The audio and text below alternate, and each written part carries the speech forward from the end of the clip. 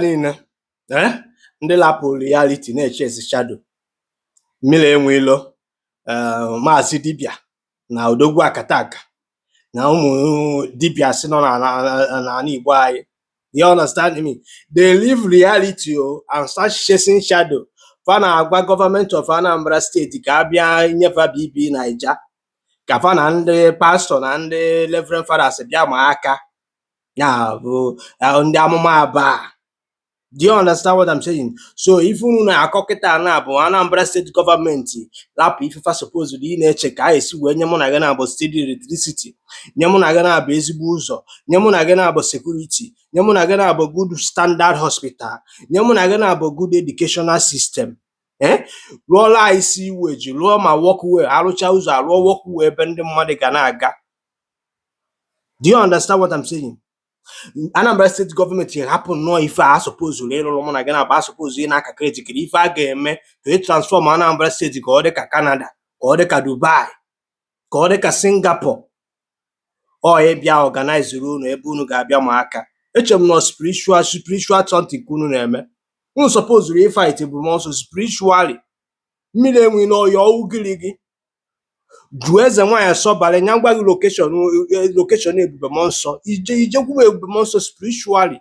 O nwere time Ebube monso ji anọ na chapel ya na obi mmụọ nke ya ihu na-eji ijekwu ebe a bụ ile Ebube monso film ma maazị dibịa ghọọ agụ ivisit Ebube monso ebe ọ na-anọ n'ịkpa were ekpe ekpele because of spirituality ka unu na practice. Kedu ife unu na-achọziri gọọmenti ka gọọmenti nye unu reality?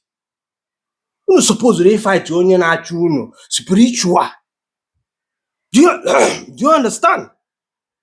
Owebụ unu hapụ reality of life na-eche esigharị shadow. Unu nwere atịrịkpa, unu nwere ọgwụ ya anwụ jee adoration Ebube monso chụsasịa na onye ọbụla ebe afọ. You need the gọọmenti ịbịa host unu na-abụ ebe unu na social media na-ekre m ihe unu abụrụ. Ibu dibịa ị nwere mgbọrọgwụ, ị nwere atịrịkpa, ị na-agwọ m n'ọya bụtụ onwere single product gị bụ herbal medicine eji mara gị na the whole Africa, mana ịpụta na social media na-ekere m na ị nwere ọgwụ. Do you understand? You hapụ reality. Odogwu akataka akwa ị na-agwọ n'ọya visit ye page Okwuluọra ebe a ka reality dị. Unu echesizi na shadow. Visit ye hospital Mathias Ezeaku Ejiofor ndị na-aya alụ ebe a nọ there. Many kind of disease and many kind of sickness. You don't need the government bịa kpọtara gị onye aka unu bịa maba aka. Amara m the reason why ndị ojii ga na-afụ reality. They will just decide to abandon that reality and start chasing shadow. The reality na-agwa gị bụ all of you guys ma mmiri enwelo ma maazị dibịa ma odogwu akataka ma unu niile na-atụ challenge ya si kpọpụtara unu ndị fada ma ndị reverend ndị pastors ka m na-agwa unu ebe reality dị visit any page Okwuluọra. There is a reality there. There is a problem to solve in that page. A lot of ndị Igbo are dying in different kind of sicknesses and na-erase ha ego every day. Go there and do perform that your magic and your miracle. Let us see. Unu deceive no unu no nwere ife unu che. Unu stop deceiving on yourself on this social media. Kwụsị na make noise.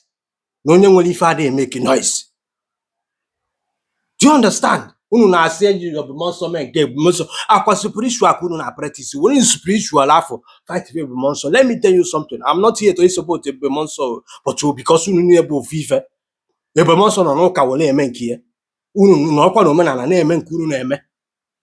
Do you understand what I'm saying? But even na-agba gị ebe a bụ were that's your spirituality believe fight Ebube monso. Ịghọtago ife Ebube monso na-ebu property mmadụ. Etu a nnọ kịta na mmadụ nwere ike decide na ọ chọrọzi ije ụka okpokọrọ chapeleti kpokọrọ cross ya kpokọrọ Bible ya mụọ ya ọkụ. Do you know why? Because o nwere authority over that thing. Because ife abịa ego ka o ji wee gie etu akwa ka onye ọbụla na-eme mmụọ na-efe agbara ọbụla can decide one day ma ọ bụ any reverend father ma ọ bụ any pastor ya bịa kpokọrọ ife agbara ya ọkụ. Ife abụ business the person onwe ife gbasara m there. Do you understand? Unu emezina disi mkpọtụ na social media.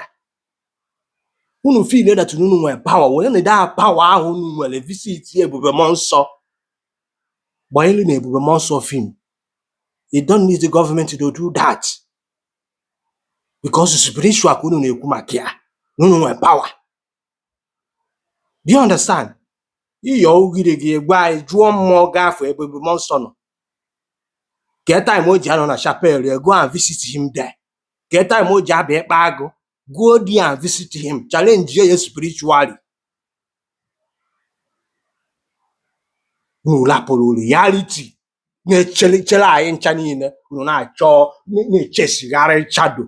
Go to Okwuluola page and see reality there.